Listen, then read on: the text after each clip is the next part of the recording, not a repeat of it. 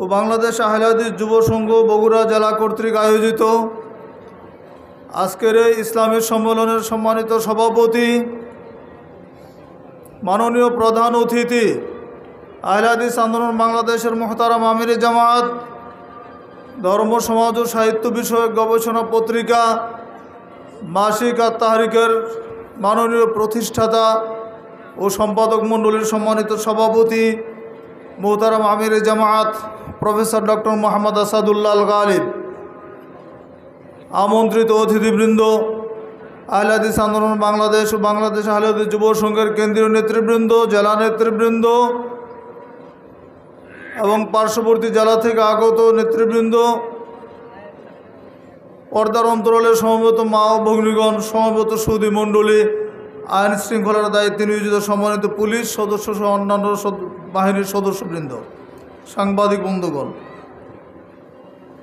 সংক্ষিপ্ত সময়ের মধ্যেই আমার নির্ধারিত বিষয় হচ্ছে ইসলামী খেলাফত। অত্যন্ত গুরুত্বপূর্ণ বিষয় এবং অত্যন্ত বৃহৎ একটি বিষয়।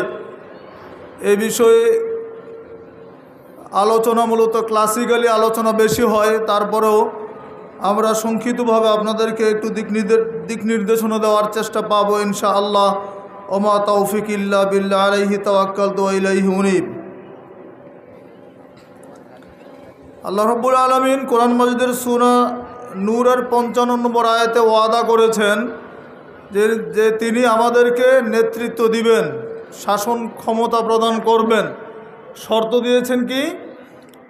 আউযু বিল্লাহি মিনাশ শাইতানির রাজীম, ওয়াদাল্লাহুল্লাযীনা আমানু মিনকুম ওয়া আমিলুস সালিহাত।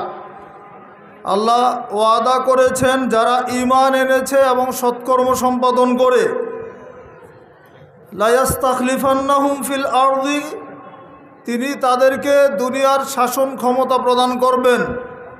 কামাস্তাখলাফাল্লাযীনা মিন ক্বাবলিহিম, যেমনিভাবে ইতিপূর্বে শাসন ক্ষমতা প্রদান করা হয়েছিল।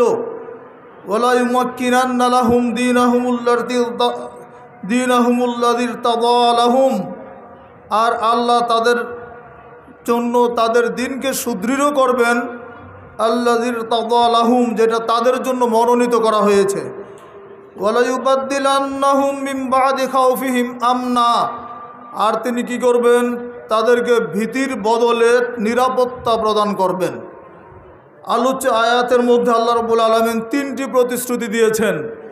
1 নম্বর হচ্ছে তিনি শাসন ক্ষমতা প্রদান করবেন। 2 নম্বর প্রতিশ্রুতি হচ্ছে ইসলামকে বিজয়ী দিন হিসেবে প্রতিষ্ঠিত করবেন। আর 3 নম্বর ওয়াদা হচ্ছে ভীতির বদলে তিনি নিরাপত্তা দান করবেন।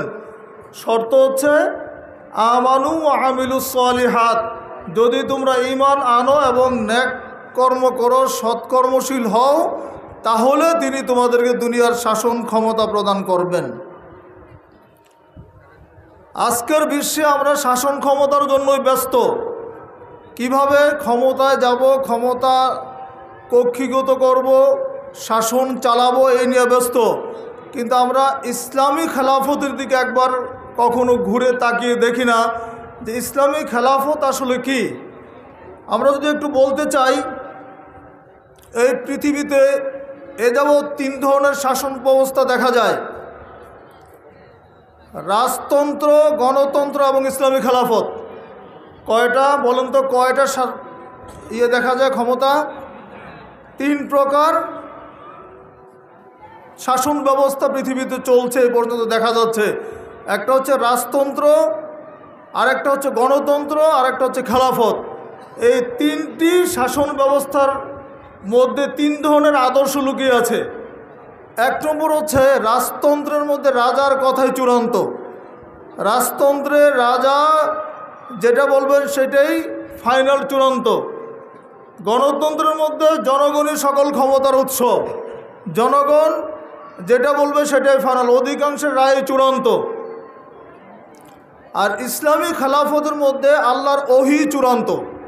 ইসলামী খেলাফতের মধ্যে আল্লাহ রাব্বুল আলামিন যে ওহী করেছেন, আসমানি যে বিধান, এটাই হচ্ছে চূড়ান্ত। তাহলে 3টার মধ্যে কোনটা ভালো? 3টার মধ্যে কোনটা গ্রহণ করা উচিত মুসলমানদের? ইসলামী খেলাফত যেটা সেটাই গ্রহণ করা উচিত। রাসূলুল্লাহ সাল্লাল্লাহু আলাইহি ওয়াসাল্লাম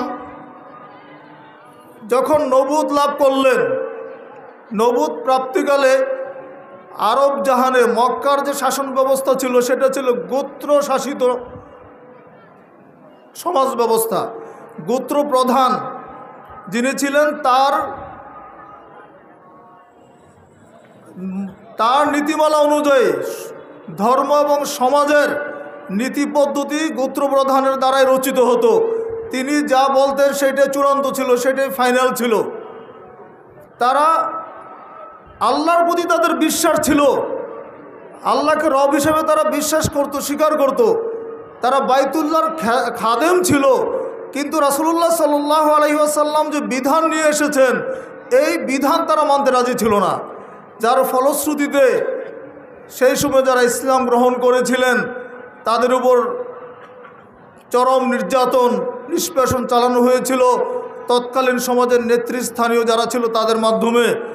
আপনারা সেই ইতিহাস জানেন, খাব্বাব খোবাইবের ইতিহাস জানেন, বিলাল রাদিয়াল্লাহুর ইতিহাস জানেন, আম্মারের ইতিহাস জানেন, ইয়াসির পরিবারের ইতিহাস জানেন। নির্যাতিত তারা হয়েছিল কারণ তারা রাসূলের আনিত শরীয়ত মানতে রাজি ছিল না, কিন্তু আল্লাহর প্রতি তাদের বিশ্বাস ছিল। আল্লাহ সৃষ্টি করেছেন এই বিশ্বাস তাদের ছিল। তারা বাইতুল্লাহর খাদেমও ছিল, কিন্তু তারা ইসলামের বিধানকে মানতে রাজি ছিল না। মুসলমানদের উপর যে চরম নির্যাতন এসেছিল, খাব্বাব বিন আরাত রাদিয়াল্লাহু আনহুর যে হাদিস আপনারা জানেন, রাসূলুল্লাহ সাল্লাল্লাহু আলাইহি ওয়াসাল্লাম একদিন বাইতুল্লাহর ছায়ায় শুয়ে আছেন। খাব্বাব বর্ণনা করছেন যে আমরা আল্লাহ রাসূলের কাছে গেলাম, রাসূল সাল্লাল্লাহু আলাইহি ওয়াসাল্লাম তখন শুয়েছিলেন কাবার ছায়ার মধ্যে।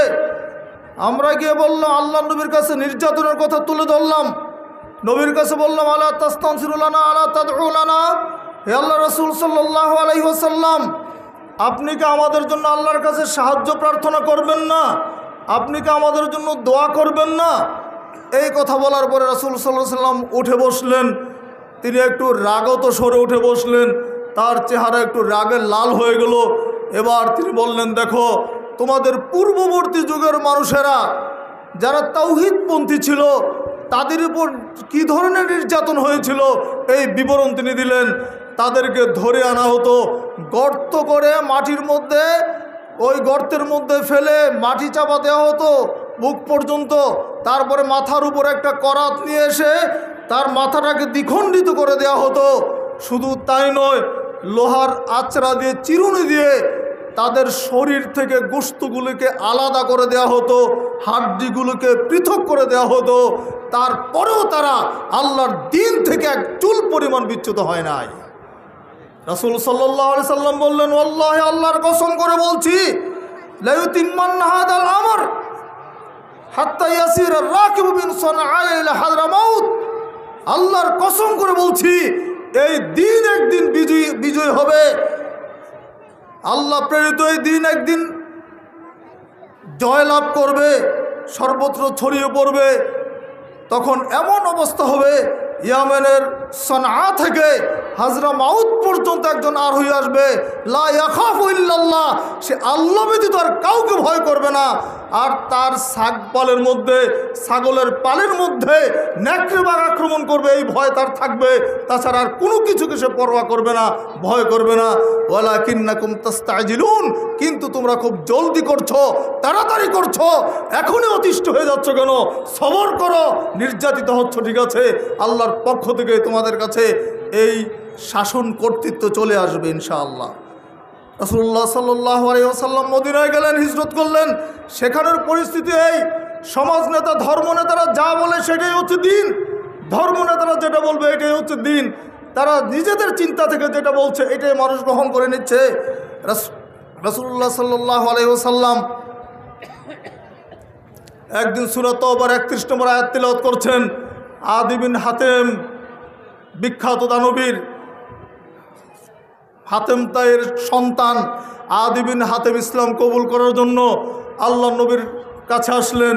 তখন রাসূল সাল্লাল্লাহু আলাইহি সাল্লাম এই আয়াতটি তিলাওয়াত করছিলেন, ইত্তাখাযু আহবারাহুম ওয়া রুহবানাহুম আরবাবাম মিন দুনিল্লাহ। ইহুদি নাসাররা তাদের পীর দরবেশদেরকে, আলেমদেরকে তারা রবের আসনে বসিয়েছে। এই আয়াত যখন তিলাওয়াত করছিলেন তখন আদি বলে উঠলেন, হে আল্লাহর রাসূল, ইন্না লাসনা না'বুদুহুম, আমরা তো তাদের ইবাদত করি না। তিনি তো ইহুদি ছিলেন, ইহুদি থেকে মুসলমান হওয়ার জন্য এসেছেন।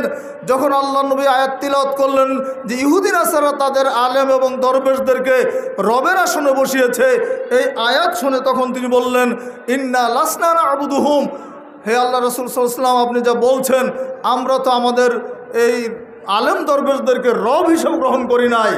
এবার রাসূল সাল্লাল্লাহু আলাইহি ওয়াসাল্লাম বলছেন, শোনো, আলাইসা ইউহাররিমুনা মা আহাল্লাল্লাহু ফাতুহাররিমুনাহু, তবে কি তারা ওইটাকে হারাম করছে না? আলাইসা ইউহাররিমুনা মা আহাল্লাল্লাহ, আল্লাহ যেটাকে হালাল করেছেন সেইটাকে কি তারা হারাম গণ্য করছে না? ফাতুহাররিমুনাহু, অতঃপর তোমরাও সেটাকে হারাম হিসাবে গ্রহণ করে নিচ্ছ।